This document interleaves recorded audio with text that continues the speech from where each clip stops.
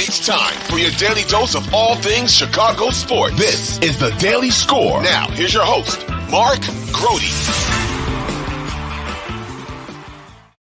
It is the day after the Bears blow a late lead in Detroit and fall to the Detroit Lions on the road, and we're picking up the pieces today and trying to figure out exactly what happened. I spent the day at Haugh, trying to do exactly that. One of the big things that people have been talking about, and justifiably, is how things got conservative for the Bears and their play calling on offense. We'll talk about the defense too, but we're going to start with the offense. And, there were field goals taken that could have been touchdowns had you been more aggressive on fourth down.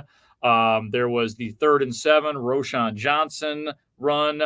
But the one that I think people are focusing on the most is the second to the last drive, where basically you could put this game away. And it actually felt like it was already put away.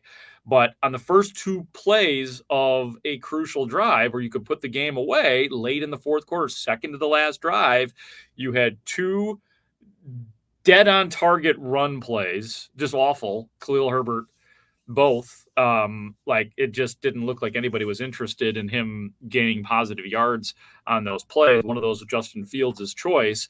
And then after that, you had the play that Justin Fields did attempt to make on that 3rd down where Tyler Scott did not make a play. That was not on Justin Fields. That's a play that should have been made, understandably. But here's Matt Eberflus, generally speaking, on the conservative play calling and that series, the second to the last offensive possession. Matt, going back to Justin and that conservative play calling in the fourth quarter, you guys have said that part of your evaluation of him is seeing him operate the offense in 2-minute drills, end of game situations. How do you guys get a full evaluation of him as a quarterback if you aren't letting him throw the ball in those clutch situations? Yeah, like the last play we talked about, right, with the crosser to DJ and he threw it over top. That would have been a spectacular play if we connected on that, and we were right there. We just got to do a good job of executing in that moment. And that's what we're talking about as a group, taking accountability as offense, defense, and kicking, about finishing, the right way. And we have to do that. What is your responsibility, the coaching staff's responsibility, in games like this or the Denver game where a late lead goes away shockingly? Yeah, you got to take responsibility for, it's our charge as coaches to put the guys in position, and then it's the players' job to make the plays. And you're always looking at that. That's always a big part of it.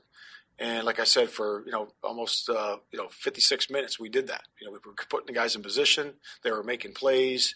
We owned the time of possession. We took the ball away, gave our guys a short field. We had, gave ourselves a big lead, and we got to continue to do that as we go forward. And it's always hand in hand. It's always, like I always say, it's always coach and player, player and coach. So the breakdown of playing and coaching all at once at the end of the game. Yeah, when it works, it's good coaching and good playing, right? When it doesn't, you got to both accept responsibility for that, and that's called accountability and responsibility to your teammates, and that's what we do. What specifically should you have handled differently yesterday as the game fell apart? In what respect? Your respect, as far as coaching. You are looking at the film, you're trying to analyze. Yep. You want players to watch film and then extract lessons from what went wrong. Sure. So from your standpoint, last 4 or 5 minutes, yep, or maybe the fourth quarter at large. Yeah, it's you have handled differently. Yeah, you always look at things. You always look and say, hey, should I have called this? Should I have called that? Should I be more aggressive here? Less aggressive there? It's like when you have the end of the half at the New Orleans game, right? They went, I think it was 3 and out or maybe 4 and out. That was good execution by the players. It was good calling by the whoever this coordinator was, and that would be me. And then if it was at the end of the game for the Carolina game to seal the deal in the game, there was some good calls and good execution, and that's what it comes down to. You got to have the right calls and put your guys in position. And for the Carolina game, we did that. We went 3 and out right there at the end there. Those last 3 plays, they decided to kick for a field goal. They missed it. And then we sealed the deal on offense with a nice 3rd down and 7, I believe it was, to Mully. And again, so it's really about that. It's about putting guys in position, and it's about making plays as a player. So what were the calls then? What specifically, though, were the calls or choices that you made yesterday that you would do differently if given the chance? Yeah, I'm not going to get into that because that would be talking to the next opponent. So I would say that you get into certain areas and you get into certain situations, you always look at, as a play caller, if you're an offensive coordinator or a defensive coordinator, you look at and say, hey, what would I do better here and how would I grow in this moment? And you always have to do that.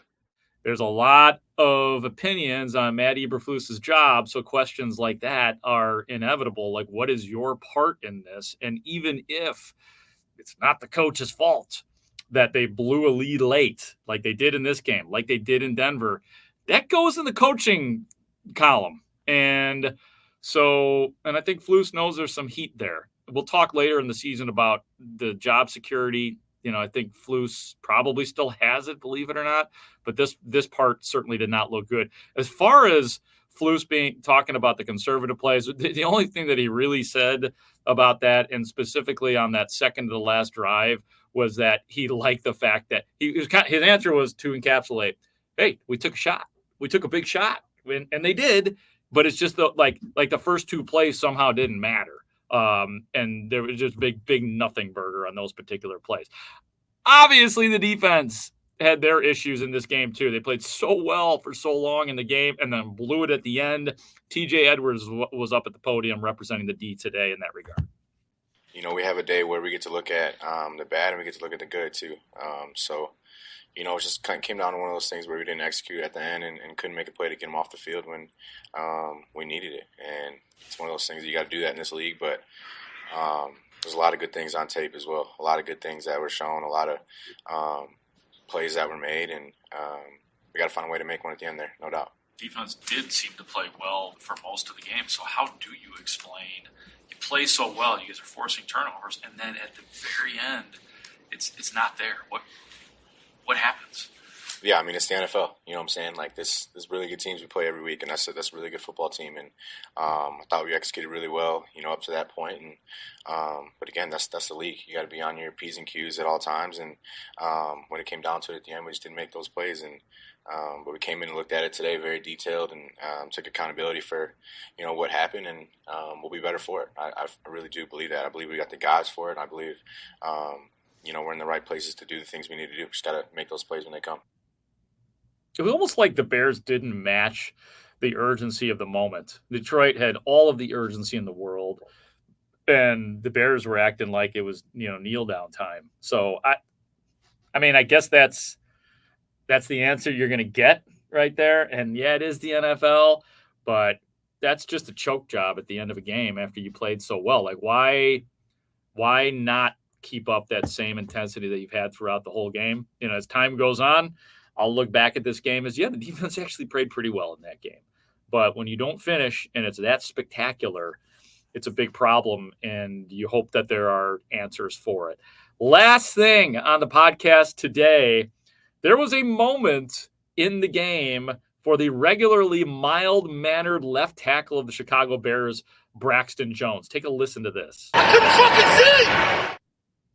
I can't fucking see is what Braxton Jones said, courtesy of Fox Network.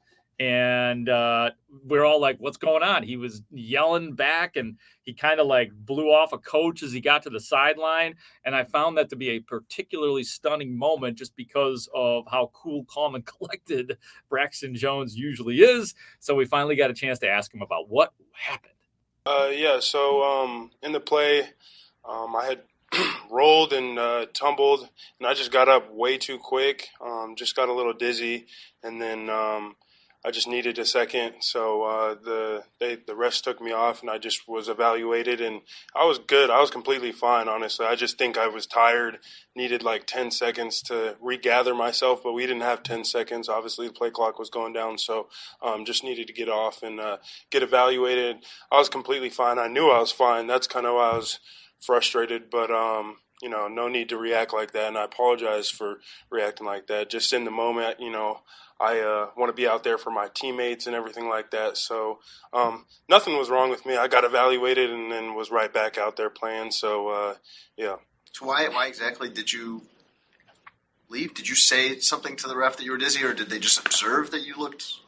Yeah, I mean, when I got up, everything rushed to my head, and so I just was kind of stuck there for a second and a little bit dizzy and off balance. But other than that, I mean, I just needed a second, needed a water, but, I was fine. I got evaluated and checked on and was good to go. Hey, it's the best answer of the day. And if you needed just a little bit of clarification, he was basically pleading with the refs to stay in the game and give me a second here because I can't fucking see. So just give me like a few seconds. Refs weren't having it. Coaches put him in the tent, goes through concussion protocol, quickly back out on the field. This was a case where it actually was what it was, and Braxton Jones explained it pretty well, I thought.